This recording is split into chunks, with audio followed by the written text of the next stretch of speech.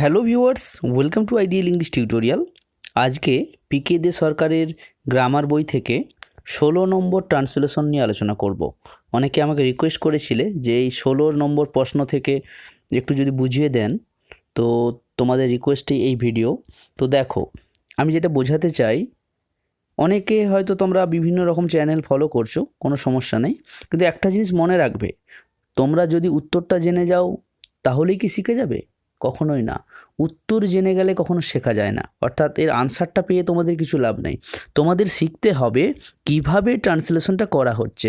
You have to learn the ways how to translate, অর্থাৎ একটা বাক্যকে কিভাবে সাজাতে হয়, এটা খুব শেখার প্রয়োজন রয়েছে। তো দেখো, আমি আমার চ্যানেলে শেখানোর চেষ্টা করছি। So my best wishes to all of you. Please, যাদের ভিডিওগুলো ভালো লাগছে অবশ্যই কিন্তু তোমরা লাইক, কমেন্ট ও শেয়ার করবে। দেখো, প্রথমে প্যাসেজটা একটু পড়ে নিচ্ছি। স্বামী বিবেকানন্দ বিশ্বাস করিতেন যে প্রত্যেক মানুষের মধ্যেই ভগবান আছেন, কাজেই মানুষের সেবাই ভগবানকে ভক্তি দেখাইবার শ্রেষ্ঠ উপায়। এই শিক্ষা তিনি রামকৃষ্ণদেবের নিকট লাভ করেছিলেন। হিন্দু, মুসলমান, জৈন, খ্রিস্টান রামকৃষ্ণদেবের নিকট সমান ছিল। তিনি ব্রাহ্মণ শূদ্র ভেদ করিতেন না। সকল মানুষই তাহার প্রিয় ছিল।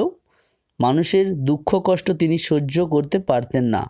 একবার কোনো গ্রামে তিনি দেখিতে পাইলেন যে অন্যাভাবে লোকে কষ্ট পাইতেছে। মথুরবাবুকে তিনি বললেন, উহাদের কষ্ট নিবারণ করো। মথুর, উহাদিগকে অন্ন দাও, উহারাই তো ভগবান। তো এই হলো মূল প্যাসেজ। এটা বাংলায় লেখা রয়েছে, এটা পিকে দে সরকারের বই থেকে সংগ্রহ করা হয়েছে। তো দেখো, প্রত্যেকটা বাক্যকে কিভাবে তোমরা নিজেদের মতো করে সহজে সাজিয়ে ইংরেজিতে কিন্তু সেটাকে ট্রান্সলেট করবে।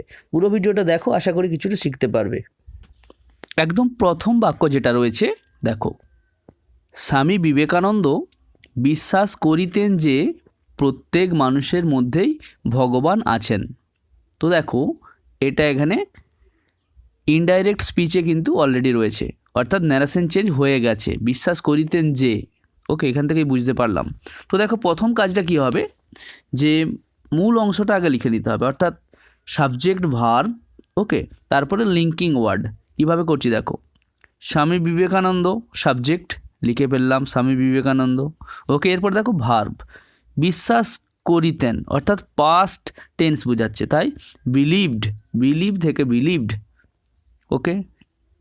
বিশ্বাস করিতেন যে, দেখো এখানে লিঙ্কিং ওয়ার্ড, অর্থাৎ ন্যারেশন চেঞ্জ করলে কি হয়, অ্যাসার্টিভ সেন্টেন্সের ক্ষেত্রে আমরা দ্যাট ইউজ করি, তাই এখানে দ্যাট দিয়ে দিলাম। স্বামী বিবেকানন্দ বিলিভড দ্যাট, ওকে। কি বিশ্বাস করতেন সে কথাটা, প্রত্যেক মানুষের মধ্যেই ভগবান আছেন। এটাকে আমি আমার মতো করে ভাবলে বলতে পারি যে ভগবান আছেন প্রত্যেকটা মানুষের মধ্যেই, অর্থাৎ এটা একটা তো চিরসত্য ঘটনা, বা এটা একটা স্বাভাবিক ঘটনা। এটা তো আর পাস্ট টেন্সে হতো এমনটা বলা যাবে না, যে তাই বলতে হবে যে এখানে রিসাইডস বা দেখো লিভস কথাটা ইউজ করা হয়েছে, অর্থাৎ এটা সর্বদা বোঝাচ্ছে। গড লিভস বা রিসাইডস, যে কোনো একটা ভার্ব তোমরা ইউজ করবে। আমি এখানে তোমাদের শেখানোর জন্য দুটো অল্টারনেটিভ দিয়েছি, যে রিসাইডস অথবা লিভস, দুটোরই অর্থ হলো আছেন বা বাস করেন, ওকে। অর্থাৎ ভগবান বাস করেন প্রত্যেকটা মানুষের মধ্যে, কি, in every human being. Human being কথার অর্থ হলো মানব বা মানুষ, প্রত্যেক মানুষের মধ্যেই, ওকে। এভাবে বাক্যটা করা হয়েছে। Swami Vivekananda believed that god resides or lives in every human being. পরের বাক্যটা দেখো, কাজেই মানুষের সেবাই ভগবানকে ভক্তি দেখাইবার শ্রেষ্ঠ উপায়, ওকে। কিভাবে দেখো, প্রত্যেকটা অংশকে আলাদা করে নিচ্ছি। প্রথমে দেখো, কাজেই কথাটার অর্থ হচ্ছে যে সো, অর্থাৎ তাই বা সুতরাং, ওকে। তোমরা দেয়ার ফোরও লিখতে পারো, দেয়ার ফোর বা শো, ওকে। মানুষের সেবাই ভগবানকে ভক্তি দেখাইবার শ্রেষ্ঠ উপায়। তো দেখো, মানুষের সেবা, এটাকে আমি ইনফিনিটিভ ইউজ করে সাবজেক্ট হিসেবে ব্যবহার করব। টু সার্ভ ম্যান, দেখো টু সার্ভ, এটা এখানে কিন্তু ইনফিনিটিভ হচ্ছে, অর্থাৎ এখানে এটা সাবজেক্ট হিসেবে কাজ করছে। টু সার্ভ ম্যান অর্থাৎ মানুষকে সেবা করা। তারপরে দেখো ইজ বসছে ভার্ব, অর্থাৎ সেটা হলো কি দ্য বেস্ট ওয়ে অথবা মিনস, ওয়ে লিখতে পারো অথবা মিনস লিখতে পারো, অর্থাৎ শ্রেষ্ঠ পথ বা উপায়, অর্থাৎ মানুষকে সেবা করাই হলো শ্রেষ্ঠ উপায় বা পদ্ধতি কিসের, two show reverence to god. দেখো শো মানে দেখানো, রেভারেন্স কথার অর্থ হলো ভক্তি, কাকে, ঈশ্বরের প্রতি বা ভগবানের প্রতি, অর্থাৎ ভগবানের প্রতি ভক্তি দেখানোর শ্রেষ্ঠ উপায় হলো মানুষের সেবা করা। এভাবে করা হয়েছে। তোমরা প্রয়োজনে এই যে রেভারেন্স কথাটা ইউজ করা হয়েছে, এখানে তোমরা ডিভোশন লিখতে পারো, টু শো ডিভোশন, ওকে, সেটাও হবে। তাহলে সেন্টেন্সটা কি হলো, so to serve man is the best way অথবা means to show reverence to God. তারপরে দেখো এই শিক্ষা তিনি রামকৃষ্ণ দেবের নিকট লাভ করেছিলেন। প্রথমে দেখো অর্থটা বুঝতে হবে যে এই শিক্ষা তিনি রামকৃষ্ণ দেবের কাছ থেকে পেয়েছিলেন এরকম, অর্থাৎ এখানে সাবজেক্টটা কি, তিনি লিখে ফেললেন, দেখো হি, এরপরে কি হবে ভার্ব, দেখো লাভ করেছিলেন, তো লাভ করেছিলেন এটাকে আমরা বলতে পারি পেয়েছিলেন বা লাভ করেছিলেন। লাভ করা ইংরেজি হচ্ছে যে গেন, গেন থেকে গেন্ড কথাটা লিখেছি দেখো, অর্থাৎ তিনি অর্জন করেছিলেন বা পেয়েছিলেন, অথবা তোমরা গেট থেকে গট এই ভার্বটাও ইউজ করতে পারো, যে কোনো একটা লিখবে, তাই এখানে আমি অথবা চিহ্ন দিয়ে দেখিয়েছি। দেখো হি গেন্ড অথবা গট, দেখো কি পেয়েছিলেন, অবজেক্ট, দিস এডুকেশন অর্থাৎ এই শিক্ষা, দেখো দিস এডুকেশন অথবা লেসন অথবা নলেজ, যে কোনো একটা তোমরা লিখতে পারো, অর্থাৎ এই শিক্ষা বা জ্ঞান এরকম, অর্থাৎ তিনি পেয়েছিলেন এই শিক্ষা বা জ্ঞান কোথা থেকে, দেখো রামকৃষ্ণ দেবের নিকট, অর্থাৎ রামকৃষ্ণ দেবের কাছ থেকে, দেখো ফ্রম রামকৃষ্ণ দেব, এভাবে করলাম। আশা করি তোমরা বুঝতে পারলে। তোমরা যদি এভাবে সাবজেক্ট ভার্ব অবজেক্ট এগুলো বুঝে পরপর সাজিয়ে করো, দেখবে খুব সহজেই কিন্তু করতে পারবে। এই বাক্যটা দেখো, হিন্দু মুসলমান জৈন খ্রিস্টান রামকৃষ্ণ দেবের নিকট সমান ছিল, অর্থাৎ বিভিন্ন ধর্মের মানুষ রামকৃষ্ণ দেবের কাছে সমান ছিল, কেউ পৃথক বা আলাদা ছিল না, প্রত্যেকেরই সমান গুরুত্ব ছিল তার কাছে, এইভাবে। তো যেহেতু প্রত্যেকটা ধর্মের কথা এখানে বলা হচ্ছে, সেই ধর্মের মানুষকে আমি বোঝাবো, তো প্রত্যেকটা ধর্মের ক্ষেত্রে কী হবে, এখানে ক্যাপিটাল হবে। দেখো দ্য হিন্দুস অর্থাৎ হিন্দুরা, দ্য মুসলিমস মুসলিমরা, দ্য জৈনস জৈনরা, অ্যান্ড দ্য ক্রিশ্চানস এবং খ্রিস্টানরা। তো চার ধর্মের মানুষদের কথা আমি বলে দিলাম, যে হিন্দু মুসলমান জৈন ও খ্রিস্টান, ওকে। তারপরে দেখো ছিল, ওয়ার, যেহেতু পাস্ট টেন্স তাই ওয়ার কেমন ছিল, দেখো সমান ছিল, অর্থাৎ ইকুয়াল অথবা অ্যালাইক, যে কোনো একটা তোমরা এখানে অ্যাডজেক্টিভ ইউজ করবে, ইকুয়াল করতে পারো অথবা অ্যালাইক, অর্থাৎ প্রত্যেকেই সমান ছিল কার কাছে, দেখো রামকৃষ্ণ দেবের নিকট বা কাছে, তো টু রামকৃষ্ণ দেব, এভাবে বাক্যটাকে সাজালাম। The Hindus, the Muslims, the Jains and the Christians were equal অথবা অ্যালাইক টু রামকৃষ্ণ দেব। এই বাক্যটা দেখো, তিনি ব্রাহ্মণ শূদ্র ভেদ করিতেন না, এর অর্থ হলো তিনি ব্রাহ্মণ ও শূদ্রদের মধ্যে কোনো ভেদাভেদ করিতেন না, অর্থাৎ কাউকে তিনি ছোট করে দেখতেন না, সবাইকে তিনি সমান ভাবতেন। তো দেখো এটাকে কিভাবে করা যায়, যে হি মেড নো ডিস্টিংশন অথবা ডিফারেন্স, যে কোনো একটা ইউজ করবে, ডিস্টিংশন এর সিমিলার মিনিং হচ্ছে ডিফারেন্স, যার অর্থ হলো ভেদ বা পার্থক্য বা ভেদাভেদ, ওকে। অর্থাৎ তিনি কোনো ভেদাভেদ করতেন না, কাদের মধ্যে, between the Brahmins and the শূদ্রস, অর্থাৎ দুটো গোষ্ঠীকে এখানে বোঝানো হচ্ছে, যে ব্রাহ্মণ গোষ্ঠী এবং শূদ্র গোষ্ঠী, তাই এখানে দেখো বিটুইন দেওয়া হয়েছে, অর্থাৎ he made no distinction between the Brahmins and the Shudras, okay. অনেকের মনে হতে পারে যে আমি এখানে নট ইউজ করব, যেহেতু না কথাটা রয়েছে, আগে কী ছিল যে নো ইউজ করে বাক্যটা করেছিলাম, এরপরে যদি আমি নট ইউজ করে করি, দেখো একটু অন্যরকম হবে। তোমরা নিচের বাক্যটা দেখো, he did not make any distinction বা ডিফারেন্স, এখানে দেখো ডিড নট মেক কথাটা নেওয়া হয়েছে, ডিড নট মেক এর অর্থ হলো তিনি করতেন না এনি ডিস্টিংশন, অর্থাৎ কোনো ভেদাভেদ, ওকে।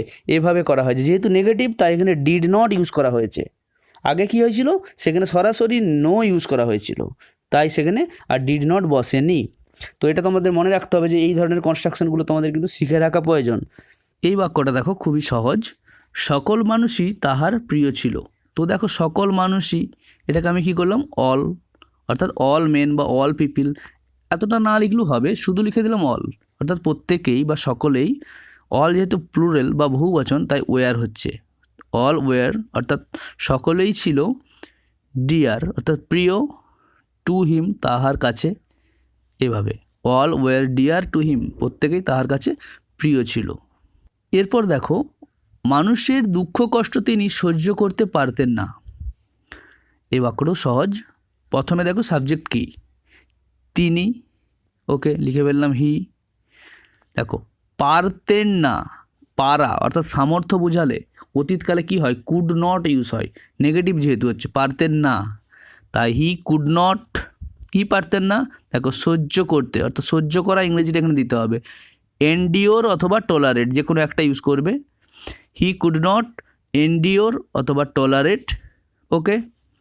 কি সহ্য করতে পারতেন না, দেখো মানুষের দুঃখ কষ্ট, the sufferings of the common people, অর্থাৎ সাধারণ মানুষের যন্ত্রণা বা দুঃখ কষ্ট, দেখো দ্য সাফারিংস কাদের, অফ দ্য কমন পিপিল, এভাবে করা হলো, একদমই সহজ কিন্তু। দেখো he could not endure or tolerate the sufferings of the common people. আমি বারবার বলছি, আমি তোমাদের এখানে যেমন এন্ডিওর বা টলারেট দুটো দেখিয়েছি, তোমরা কিন্তু যে কোনো একটাই লিখবে, আমি তোমাদের শেখানোর জন্য, অর্থাৎ সিমিলার ওয়ার্ড বোঝানোর জন্য তোমাদের কিন্তু এগুলো পাশে লিখে দেখানো হচ্ছে। এই বাক্যটা দেখো, এই বাক্যটাকে 3 রকমভাবে আমি এখানে ট্রান্সলেট করেছি। তোমরা এখানে সিম্পল সেন্টেন্সে এবং কমপ্লেক্স সেন্টেন্সে 2 রকমভাবে কিন্তু এই বাক্যগুলোকে দেখতে পাবে। একবার কোনো গ্রামে তিনি দেখিতে পাইলেন যে অন্যাভাবে লোকে কষ্ট পাইতেছেন বা পাইতেছে। এর অর্থ কি, অর্থাৎ একসময় কোনো গ্রামে তিনি দেখলেন যে মানুষ খেতে পারছে না বা মানুষ ক্ষুধায় কষ্ট পাচ্ছে। কিভাবে করব, দেখো একবার কোনো গ্রামে, ওয়ান্স ইন এ ভিলেজ, ওকে। তিনি দেখিতে পাইলেন যে, হি স দ্যাট, অর্থাৎ তিনি দেখলেন যে, কি দেখলেন, লোকে কষ্ট পাচ্ছে অন্যভাবে, এইভাবে করব, people were suffering from hunger. Hunger কথার অর্থ হলো ক্ষুধা বা খিদে, অর্থাৎ মানুষ ক্ষুধায় কষ্ট পাচ্ছে। তো once in a village he saw that people were suffering from hunger, মানুষ ক্ষুধায় কষ্ট পাচ্ছে। এটাকেই দেখো এখানে আমি কি করলাম, যে দ্যাট ইউজ করে এটাকে কমপ্লেক্স সেন্টেন্সে করেছি। মনে করলে এটাকে আমি সিম্পল সেন্টেন্সে যদি করি কি হবে, once in a village he saw, দেখো এখানে দ্যাট আর ইউজ করছি না, হি স পিপিল, তারপরে দেখো এই ওয়ার যে রয়েছে, এই ওয়ারও আর ইউজ করছি না, হি স পিপিল সরাসরি সাফারিং ফ্রম হাঙ্গার, অর্থাৎ তিনি দেখলেন মানুষকে তারা খিদেই ভুগছে, এভাবে বা অন্যভাবে ভুগছে বা ভুগতে, এটি সাফারিং করা হয়েছে, এখানে পার্টিসিপিল ইউজ করে দিলাম। অর্থাৎ আগের বাক্যে কী ছিল, কমপ্লেক্স সেন্টেন্স ছিল, এটা ক্লজ হয়েছিল, আর এখানে কি করলাম, সিম্পল সেন্টেন্স ইউজ করলাম। এছাড়াও এই বাক্যটাকে একটু অন্যরকম ওয়ার্ড দিয়েও বানানো যায়, যেমন ধরো ওয়ান্স ইন এ ভিলেজ, একবার এক গ্রামে বা কোনো গ্রামে, হি স দ্যাট, তিনি দেখলেন যে, পিপিল ওয়ার সাফারিং, মানুষ কষ্ট পাচ্ছে, কিসে, ফর ল্যাক অফ ফুড, অর্থাৎ খাদ্যের অভাবে বা অন্যভাবে, এভাবে ফর ল্যাক অফ ফুড, এই যে অভাব ইংরেজি হচ্ছে ল্যাক, তাই খাদ্যের অভাব, তাই ফর ল্যাক অফ ফুড, খাদ্যের অভাবের জন্য, এভাবে সাজালাম। আর এই কথাটাকে আমি আগে কি করেছিলাম, যে সাফারিং ফ্রম সরাসরি আমি হাঙ্গার দিয়ে দিয়েছিলাম, মানুষ যে খিদেই ভুগছে, খিদের জ্বালায় ভুগছে, এভাবে করেছিলাম। আজকের ট্রান্সলেশনের একদম শেষ বাক্য, মথুরবাবুকে তিনি বললেন, উহাদের কষ্ট নিবারণ করো, মথুর, উহাদিগকে অন্ন দাও, উহারাই তো ভগবান। বাক্যটা দেখো, এটা হচ্ছে ডাইরেক্ট স্পিচে রয়েছে, এবং এই স্পিচের মধ্যে মনে করলে আমি কতগুলো সেন্টেন্সকে আলাদা করতে পারি। দেখো, মথুরবাবুকে তিনি বললেন, he said to Mathurbabu, okay comma, তারপরে দেখো ইনভার্টেড কোমা শুরু হচ্ছে বা কোটেশনটা শুরু হচ্ছে, অর্থাৎ হি সেড টু মথুরবাবু কি বললেন, দেখো উহাদের কষ্ট নিবারণ করো মথুর, অর্থাৎ মথুরকে যেহেতু বলা হচ্ছে এভাবে করবো আমি যে মথুর relieve them of their sufferings, একটা ভালো সেন্টেন্স, এটা মনে রাখবে যে রিলিভ অফ এর অর্থ হলো যে নিবারণ করা বা মুক্তি দেওয়া, অর্থাৎ কোনো যন্ত্রণা থেকে কাউকে মুক্তি দেওয়া। Relieve them of their sufferings অর্থাৎ তাদের কষ্ট নিবারণ করো বা তাদের কষ্ট থেকে মুক্তি দাও, এভাবে Mathur relieve them of their sufferings.